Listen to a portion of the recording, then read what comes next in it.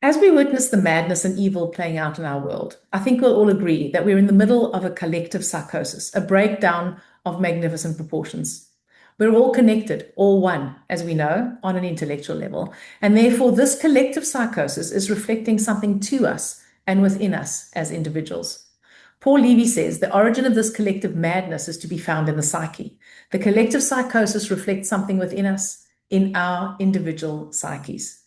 Is this why, as individuals too, we are going through our own individual crises, breakdown in one way or another? I think it is. And just to add some more substance to what Paul Levy said, he's calling it a mind virus. And he says we unknowingly put ourselves under a spell.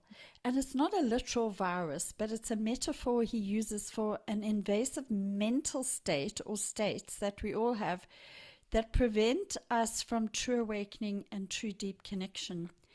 He said we've fallen asleep to our true nature, and this is why we are experiencing our individual breakdowns, and we have a global breakdown on the back of this. So I think most of us know that intellectually. There's a whole nuance, though, and angle to this that we're going to talk through now, and why we want to bring to you our community connection platform called the Inner Healing Hub. So Richard Raw actually uses a term from Alcoholics Anonymous, but extends it out to the whole human condition, and he calls it an addiction of stinking thinking. And he says us individuals are addicted to our habitual ways of doing things, of thinking, and this manifests actually in a form of self-defeating thoughts that keep us stuck in fear and conflict. And it causes resistance, unconscious resistance, and prevents us from achieving our dreams and living our best life. And it can manifest as just feeling like really stuck. And even if you've been on a path for a long time of awakening or a spiritual path, sometimes those of us that have been might even be feeling this even more intensely than ever. And it's this, so we're going to talk a bit to this. And this universal addiction is actually what's fueling the suffering of the collective, and is perpetuating the cycle of harm in individuals and society. The medicine for this and for our time is acknowledging and breaking free from these patterns.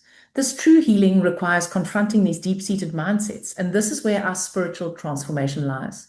So, what does this mean? Well, it means that we go in search of the disassociated parts of ourselves, confronting the darkness within so that we can reclaim our magical self. Revelation comes from the darkness, not from above. Jung says the light is hidden in the darkness. It's impossible to see the unconscious until it plays out. There's a lot of stuff out there at the moment on shadow work and going into the shadow and integrating it. The thing is, though, I think there's a whole nuance there and a bit of a missing link, and that is I don't think we realize the extent to which we are actually suffering from some form of dissociation. Not only have we fallen asleep to our true divine nature, but we have also dissociated ourselves from really seeing and really feeling the parts of ourselves that we would label dark, maybe, or not good. Shame and guilt, for example. Shame is a very unfelt feeling. It's something people unconsciously avoid a lot.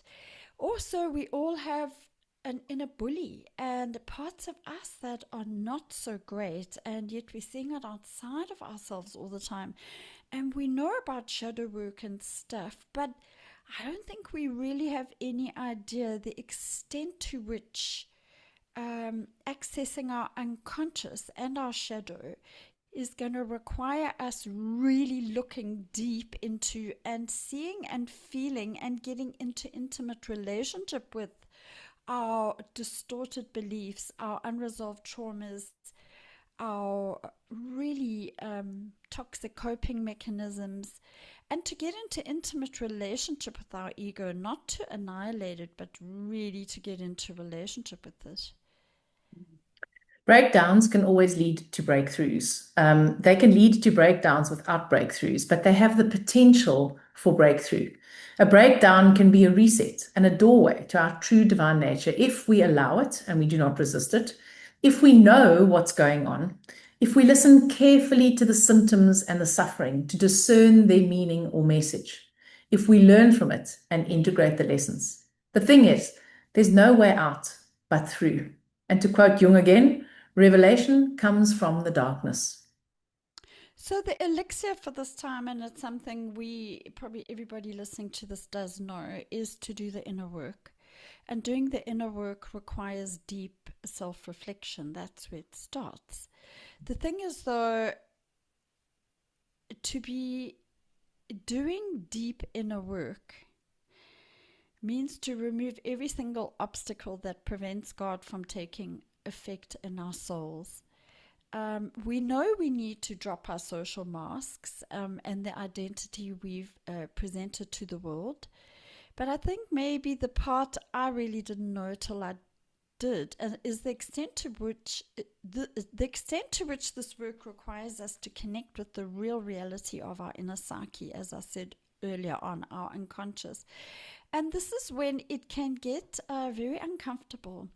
And we experience a lot of discomfort as our blind spots start showing themselves. It can get messy before it gets better, because the ego is a very wide, rocky path and the soul is a narrow path.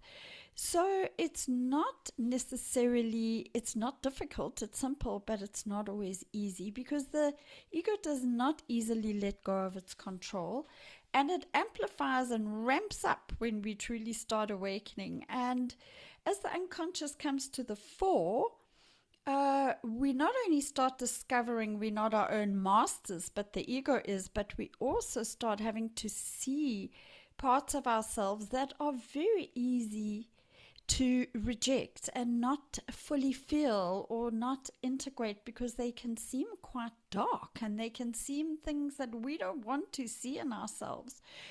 So we believe very much that healing, therefore, because of the nuances and subtleties, it requires change, but sometimes not the kind of change we think. It requires really seeing things differently, the same things, but maybe differently. It requires active, consistent practice, and this active, consistent practice is not just about food and exercise and meditation. It requires, for example, a consistent practice to be able to live in the paradox without polarizing. This is very, very hard for our human minds. It's very hard for us to leave our comfort zones, even though we think we are or we want to. To find what is hidden, repressed, or unresolved can manifest as powerful psychological forces, and we can even start feeling that we're losing the plot or that we're regressing when we're not. We're actually going forward. So, yes, looking at and healing the past, we all know that. But all of this requires a very, very holistic approach. It requires an approach that integrates energetic, psychological, spiritual. It's very, very multifaceted, and no amount of willpower, as I said, and knowledge or meditation will get us there on its own, because it's actually a lifelong psychological process by which we as individuals integrate our conscious and our unconscious aspects of our psyche to achieve wholeness and true self-realization. And this is the crux of where we, with the inner healing hub that we're setting up, can provide support and guidance. This is a journey we need to take alone. It's an inside-out journey, but we also cannot take it alone. We need connection, support, the right help, the right perspective, possibly guidance. It can get tricky and hard, as I've said. So, yeah, it's with this in mind that we've created the Inner Healing Hub. So in the Inner Healing Hub, there's no fixed formula, but there is a map or healing scaffold. The hub is a space that provides insight, support, and guidance in a simple but impactful way. It also provides empowering knowledge, new information, new perspectives designed to shift paradigms of healing. It's a safe space for togetherness, for connection, for shared discovery, vulnerability, and very importantly, accountability. Gentle but practical guidance by those ahead on the journey or tried and tested trained coaches. What makes the hub unique is that it empowers and guides in a very holistic way, a way that incorporates both shadow and light, fun, connection, sacred practice, and deep inner work. It includes supporting you as an energetic being. Healing comes with some discomfort and takes us into the shadow out there and into the shadow within. In order to change, heal, or get unstuck, we need to get out of our comfort zone. In getting unstuck, we may need to navigate the discomfort of growth, deal with the unknown, or face some deep fears. Comfort zones can be our safe places, a coping strategy, or a place of processing. We will meet you where you are, but also open your mind and show you a different way of doing things. We could resolve questions and clarify decisions. We can hold you in your authenticity, but gently also hold you accountable. So join the hub. Why? Why would you join the hub? Well, you join the hub to choose to do your inner healing work and consciously and consistently and find the help and support that helps you to witness yourself and holds a space for your healing and accountability. Life is not a series of separate experiences. We're one unified bio-spiritual system, what Carolyn Mace calls a sacred inner net. Now more than ever, the moment has come to awaken it, to feel it, to live it, to become the bearers of grace, of healing, and of the transformation that the world so deeply needs. There's no doubt we're facing a spiritual crisis, and the thing is, though, we can and need to embrace the guidance coming from the depths of this despair. So it's the light comes from the darkness, and true transformation can come from despair. And if we can do this together in sacred practice, as well as everything else we've mentioned here, it could be very powerful. We must never underestimate the extent to which one person transforming in this way can tip the scale for the collective. So with that, we'd love to invite you to join us next Wednesday, the 18th of March, 6 p.m. to 7:30 p.m. South African time, for a free Zoom where Loretta and I will introduce ourselves, our philosophy, and the hub, the inner healing hub. We would just love you to be there on the 18th.